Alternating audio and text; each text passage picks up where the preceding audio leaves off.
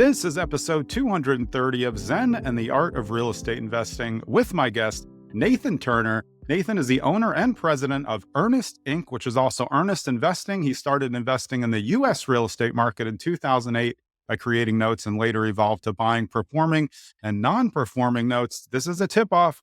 This is a note show. Nathan, welcome to the show. Thank you so much. Glad to be here.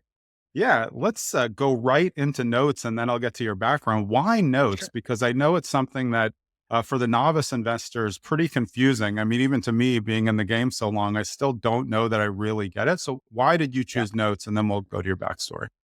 It has a little bit to do with the backstory, but we'll get to that in a little Yeah. bit. But the short answer is I get cash flow without owning property, which is fantastic. It's backed by property, but I don't have to actually deal with the property. And so that's that's probably my biggest reason. That's my favorite part. Cash flow, no tenants, right? No tenants, no trash, no termites, no taxes even. It's great. Right. I was thinking cash flow, no tenants. And I'm thinking, oh, well, there's self-storage, but that's still stuff and people involved. So well, tell us why notes just sounded like an easier play. I mean, you kind of explained it, but you can definitely go into the background as well. Yeah, for sure. And, like so many people that get into notes, I had a real estate background. I was doing fix and flip back in like 05, 06 when everybody else was, and had a great time doing that. As the market started to change, I got stuck with one property. And this was one property. I was doing it across the country. I live in Canada. I was living in Montreal. The houses were in Saskatoon, Saskatchewan. So opposite ends of the country, more or less. And managing that from a distance was just a major headache. Where every time somebody moved out of the house, it was actually cheaper for me to fly out with my suitcase full of tools and, my sleeping bag and sleep on the floor and fix up the property.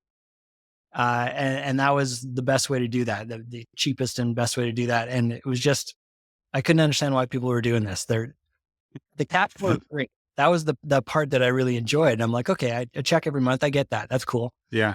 But everything else, all the responsibility towards the house, I was like, I don't get this. I don't know why people do this landlord thing. The kind of the light bulb moment for me at the very beginning was my very first non-performing note deal, where I bought 3 non-performing notes all in Columbus, Ohio, for a ridiculously cheap price. But I went to 2 of the homeowners still lived in Columbus. So these were second properties that they'd purchased with the intention, back in 05 when you didn't need anything to get a loan. And so they bought the properties when they shouldn't have gotten those loans in the first place, but that's a story. But they, in both cases, I went over there and me and a friend that was bigger than me, and we knocked on the door and I just said, hey, I own the mortgage. Here's the paperwork to show it. I'm not here to collect any money. I just want the property. And, the one guy was a retired vet and he's like, yeah, where do I sign? And my biggest mistake at that point that I learned going forward is the guy that was with me, he should be a mobile notary. So we can just sign and in there. Yeah. And then the other girl, she broke down in tears and she's like, really? You're not kidding? Like, really? You do that? And, it was that one where I was like, wow, I am solving a huge problem for her. And I hadn't considered that before I even knocked on her door. I thought that I was just trying to get the property. But I was solving a huge problem for her. She was losing sleep over this thing. And here I come saying, look, I'll take it all away. And so that just really opened my eyes, like, oh, I can be a huge help here. And that was big. I mean, it's nice when it's a feel good. I mean, landlording in general is annoying, but you also have this small sliver where like you can really help someone out who needs it. Might be risky though. Yeah. You may pay for it later, but you have these opportunities in real estate where you can really, do well by someone. Anything from, what's the state of the market today with notes and mortgages, all the way to, we've got one of our last sessions coming up on this one is, we're calling out wild workouts. So just like war stories, people that have gone through and figured out different ways to work with people on making payments again. So that'll be a lot of fun. It's all education and networking. Nobody's allowed to sell you anything from stage. It's just come and learn and network with other people. And that's helpful too, because, the big conferences, of course, they're going to have a whole, room of stuff, but it's always in the room. So, if you step inside the room, you're getting sold. Step outside, you're pretty good. So this is called the Diversified Mortgage Expo, right? Yes. Coming up May 2nd and 3rd in Nashville. And I'm obviously unbiased, but I highly recommend it. That's really how I got my start. That's how I've grown my business, is by going to conferences. So I Yeah, know it sounds like a pitch, but it's the truth. That's how I've grown my business, is just going to conferences. sounds good. So, well, tell us about Earnest Investing. How did you come up with that? Is that a business for yourself, or also are you building that out for others to invest with you as well? Yeah, Earnest Investing is the um, fund that we created. So Earnest Inc. is kind of the core company, and then Earnest Investing is the name of the fund. It's a 506c, so that means it's for accredited investors, Yep. and people can invest into that. And performing notes is fairly passive. Performing note fund is completely passive. Yeah. Yeah. Here's Yeah. just, you don't have to do anything. You put the money in, and that's your sleep at night money. And Could you get returns with a flip or a syndication? Probably, but it's far more speculative. right. Where this is what's going to happen. And as much as I can't say guarantee, we pay 8%. That's what we do. So, other than Diversified Mortgage Expo, which is coming up in May, of course, where should somebody get started if they're like, this actually sounds pretty good to me? I'm Yeah. tired of my rental properties. I'd like to, leverage something that's a little bit more passive. Just in general, if someone wants to invest in notes, where would they even start? There's a number of good Facebook groups out there. I would suggest one of those. Me and a colleague, business is called JKP Holdings. And we do a podcast every other week.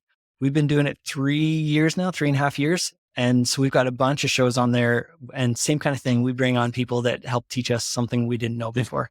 Yeah. And it makes us look smart for some reason. But yeah, it's mostly stuff we don't know. And so we bring on somebody to tell us something that they can help us to expand our own business. Now, Yeah. the show is called the Real Estate Notes Show. And that's on whatever podcast Yeah. place you want to go, or YouTube or Facebook. Awesome. And I mean, it seems like it's just something, if you want to do it yourself, it's still a decent amount of work. I mean, we have to get that out there. You need to understand the financing and be able to look at the loans, but over time it gets easier because you really create a buy box for a note that's pretty easy to see, right? Yeah. Yeah. And then the more you're in the business, the more you're talking to people, you start finding those notes easier and easier. People Yeah. start come and say, "Hey, I've got this note for sale. Are you interested?" Yeah, Nice. because that's similar to overage again.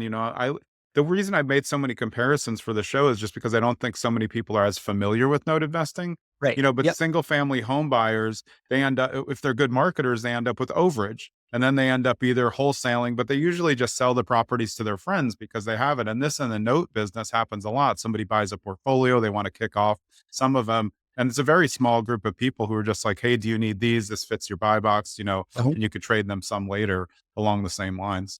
Yeah, exactly. And we'll get together at a conference and say, "Hey, I'm looking to buy something. Oh, hey, so and so has got some notes he's looking to sell. Go talk to him." Yeah, Yeah. good. Yeah. Great. Thanks. I can see somebody coming with, just like a little dossier of notes, like, hey, this is Yeah. what I got. I mean, that seems like because like you said, there's not too much missing from the equation. It's finances, of course, maybe do a little due diligence on the overall value of the property to confirm, but really it's based on the note, the payments, and like you said, the debt, and the tenancy where they're at, how far behind. Yeah, and then we're looking at title as well, making sure there's no other liens that are Yeah. going to Yeah, us and that's a things great like point. that. But there's work for sure. Is it hands off? Almost. There's still work to be done, but and can you screw it up? Yeah, you can.